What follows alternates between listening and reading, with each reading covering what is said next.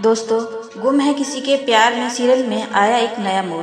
क्या है ये पूरी अपडेट, आइए जानते हैं। जूही जब प्रधान हाउस पहुंची तो उसे अंदाजा भी नहीं था कि उसकी जिंदगी का सबसे बड़ा सच आज उसके सामने आने वाला है।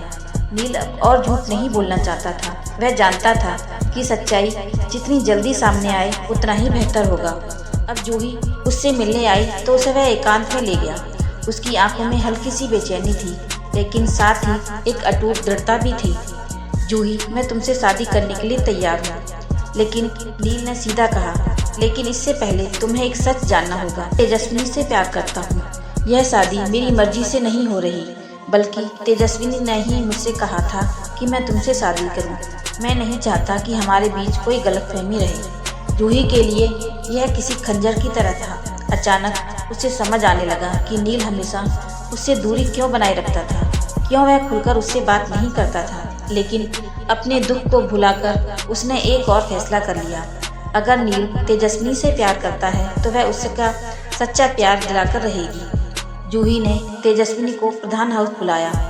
जब वह आई तो जूही ने नील का हाथ उसके हाथ में रख दिया और मुस्कुराकर कहा, मैं जानती हूँ कि नील तुमसे प्यार करता है और मैं चाहती हूँ कि तुम दोनों हमेशा खुश रहो। यह मेरा फैसला है। नील ने मुझे कभी किसी चीज़ के लिए मजबूर नहीं किया। तेजस्विनी स्तब्ध रह गई। वह जूही की आंखों में देखना चाहती थी। क्या यह सच है? क्या यह सच में उसका फैसला है या फिर किसी दाव में ऐसा कह रही है? अचानक एक आवाज़ ने सबको चौंका दिया, वाह तेजस्विनी, जब मुझसे नहीं बन पाई तो अब मेरे भाई को फंसा रही हो। सभी ने पीछे मुड़कर देखा। ऋतुराज खड़ा था।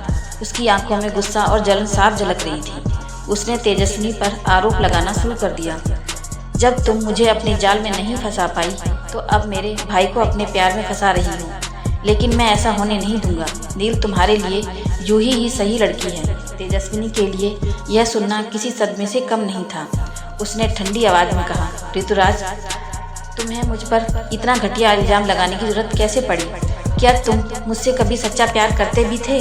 ऋतुराज चुप हो गया, लेकिन उसकी आंखों में जलन की लपटें और तेज हो गई। ऋतुराज, यह मेरा फैसला है, नील ने सख्त लहजे में कहा। मैं तेजस्विनी से प्यार करता हूँ और जूही मेरी बहुत अच्छी दोस्त है। तुम्हें इस मामले में कुछ कहने का कोई हक नहीं। अब सवाल यह था, क्या ऋतुराज अपनी नफरत में कोई गलत कदम उठाएगा? जूही ने प्रधान हाउस छोड़कर चौहान हाउस का रुख किया। वहाँ पूरा परिवार इकट्ठा था। जैसे ही अंदर आई, सबकी नज़रें उस पर टिक गई। माहौल में एक अजीब सी चुप्पी छा गई। जूही ने गहरी सांस ली और कहा, नील मुझसे नहीं, मेरी बड़ी बहन तेजस्विनी से प्यार करता है। पूरा हॉल सन्नाटे में डूब गया। लक्ष्मी की आंखें गुस्से से लाल हो गई, जबकि जूही के पिता का चेहरा कठोर हो गया। जूही बिना रुके आगे बोली, जो इंसान मुझसे प्यार ही नहीं करता, उसके साथ ज़बरदस्ती शादी करने में मैं अपनी पूरी ज़िंदगी दुख में नहीं बिता सकती। मैं तीनों की ज़िंदगी बर्बाद नहीं कर सकती। उसकी बातें सुनकर सभी हैरान रह गए। तेजस्विनी की आंखों में आंसू छलक आए, लेकिन उसने खुद को संभाले रखा। जूही के पिता का गुस्सा फूट पड़ा। यह क्या बकवास कर रही हो जूही? तुम्हें शर्म नहीं आती हमारे नाम पर दाग लगाते हुए? लक्ष्मी ने अपना गुस्सा निकाला। जैसी माँ वैसी बेटी। इसकी माँ ने भी मेरा सुहाग छीना था और अब यह लड़की मेरी बहू छीन रही है। ये लोग तो आस्तीन के सांप हैं। पूरा घर इस नए मोड़ से हिल गया। नील ने आगे बढ़कर कहा, काकी, ऐसा कुछ नहीं है। मैंने कभी भी जूही को गलत उम्मीद से नहीं दी। मैं तेजस्विनी से प्यार करता हूँ और यह फैसला जूही ने खुद लिया है। तेजस्विनी, जो अब तक चुप थी, उसने भी हिम्मत जुटाकर कहा, मैंने कभी नील को अपने लिए नहीं चाहा, लेकिन अगर जूही को खुश रहने के लिए पीछे हटना पड़ा तो मैं पीछे हट जाऊंगी। लेकिन जूही मुस्कुराते हुए तेजस्विनी का हाथ पकड़ लेती है। ताई, मैं जानती हूँ कि आप नील एक दूसरे से प्यार करते हो। जब रिश्ता प्यार से नहीं बल्कि समझौते से जुड़ता है तो दुख ही मिलता है। मैं अपने फैसले से खुश हूँ। अब पूरा परिवार अलग अलग भावनाओं से गुजर रहा था।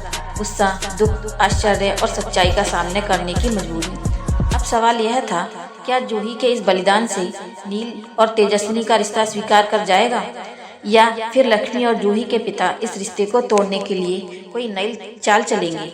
अब आगे क्या होगा जानने के लिए बने रहिए हमारे साथ।